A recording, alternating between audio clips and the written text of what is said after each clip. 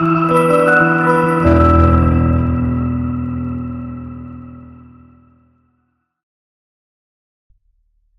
आप सभी ये तो जानते ही होंगे कि आज के समय में बीमारियां कितनी तेजी से फैल रही है। अब आप हमारे आसपास ही या घर के किसी भी सदस्य को देख लो, कोई ना कोई बीमारी निकल ही जाएगी। तो उन सारी बीमारियों के लिए कई सारे टेस्ट और स्कैन भी होते हैं।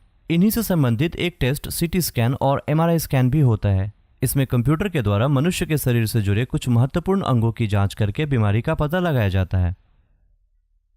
कई सारे मरीजों के मन में एक सवाल जरूर आता है कि आखिर सीटी स्कैन और एमआरआई में क्या अंतर होता है और दोनों में कौन सा स्कैन अच्छा होता है और कौन से टेस्ट हमें करवाना चाहिए।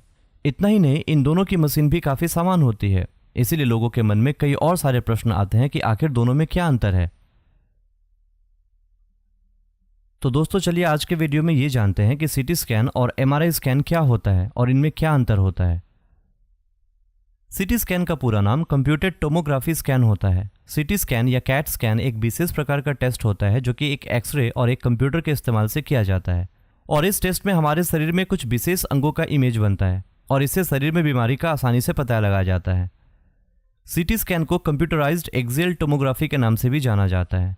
वैसे तो सीटी स्कैन एक्सरे का ही एक रूप होता है, लेकिन यह उससे थोड़ा अच्छा होता है और इससे शरीर के अंगों का इमेज को एक्सरे की तुलना में और अच्छे से देखा जा सकता है।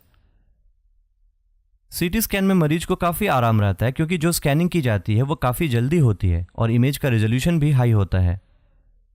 सीटी स्कैन का उपयोग मुख्य रूप से चोटों और शरीर में हो रही बीमारियों का इलाज करने के लिए किया जाता है, क्योंकि इसके द्वारा निकली रिपोर्ट से यह क्लियर हो जाता है कि पेशेंट को क्या बीमारी है और शरीर का कौन सा हिस्सा किस कारण से प्रभावित है। सीटी स्कैन का उपयोग muscles disorder, bone fracture, tumour, cancer, heart disease, internal wounds और इंटरनल ब्लीडिंग का पता लगाने के लिए किया जाता है। सीटी स्कैन करने से पहले व्यक्ति को कुछ भी खाने पीने के लिए नहीं दिया जाता और सीटी स्कैन होते समय अगर उसने कोई लोहे की धातु या सोने के गहने पहने हो तो उसे निकाल दिया जाता है। इसके बाद व्यक्ति को बड़े आकार की सीटी स्कैन मशीन के अंदर टेबल पर सुलाया जाता है। इस दौरान व्यक्ति को हिलना डुलना बिल्कुल नहीं होता है, नहीं तो स्कैन का इमेज धुंधला हो सकता है। इसलिए मरीज को अंत तक एक ही पोजीशन में रहने को कहा जाता है। सीटी स्कैन के द्वारा एक संकीर्ण एक्सरे बीम का प्रयोग किया जाता है और वह व्यक्ति के शरीर के आसपास घूमता है और शरीर के अलग अलग भागों से इमेज की एक चेन तैयार करता है। शरीर के सभी भागों का क्रॉस सेक्शनल इमेज बनाने के लिए इसमें कंप्यूटर के द्वारा इस जानकारी का उपयोग किया जाता है। कई टुकड़ों में इमेज बनाने के बाद कंप्यूटर के द्वारा इस तरकीब को अपनाया जाता है। उसके बाद कंप्यूटर इन इमेजेस को स्कैन करके 3D इमेज के आकार में बदल देता है, जिसे डॉक्टर आसानी से देख लेते हैं और इसमें शरीर के सभी अंगों का इमेज स्पष्ट दिखाई देता है। सीटी स्कैन के जरिए शरीर के बारे में पूरी जानकारी मिलती है, जिसमें हेड, चेस्ट, स्केलेटन सब कुछ शामिल है। इतना ही नहीं, इसमें गर्दन, कंधे, रिप्रोडक्टिव ऑर्गन, यूरिनरी ब्लैडर आदि की भी आंतरिक जानकारी मिलती है।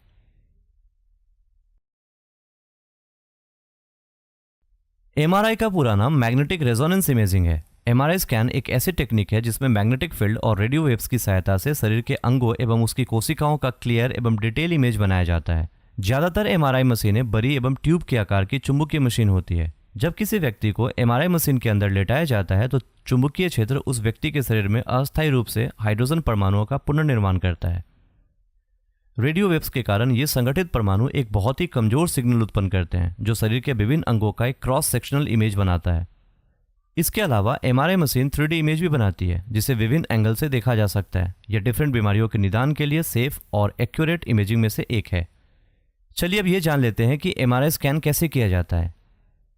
एमआरआई स्कैन करने के लिए सबसे पहले तो मरीज के हाथों की नस पर एक गैलन लाइन कॉन्ट्रास्ट डाई को रखा जाता है, जिसके द्वारा एमआरआई मशीन से डॉक्टर शरीर के अंदर की स्ट्रक्चर को देख सकता है।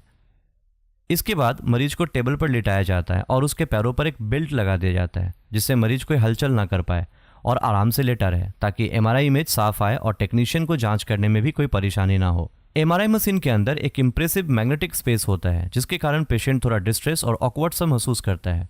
एमआरआई स्कैनिंग में इंपल्सन बनने से एमआरआई इमेज एक लेयर के रूप में कंप्यूटर को भेजता है। एमआरआई कराते समय मरीज को मशीन के अंदर एक आवाज महसूस हो सकती है, क्योंकि एमआरआई मशीन के द्वारा लेयर रूप में एक इमेज लेने के लिए मैग्नेटिक एनर्जी तैयार होती है। एमआरआई स्कैन के द्वारा heart, liver, uterus, brain, joints, kidney और शरीर के अंदर की डिजीज यानी कि होल बॉडी की जांच की जा सकती है। और उपकरणों को मरीज के शरीर में पहुंचाए बिना ही इसके अंगों की स्थिति स्कैन इमेज की सहायता से आसानी से मिल जाती है। एमआरआई स्कैन एक खास और मजबूत रिजल्ट देता है जिससे डॉक्टर्स को रोगों की पहचान करने में और इसका इलाज करने में मदद मिलती है।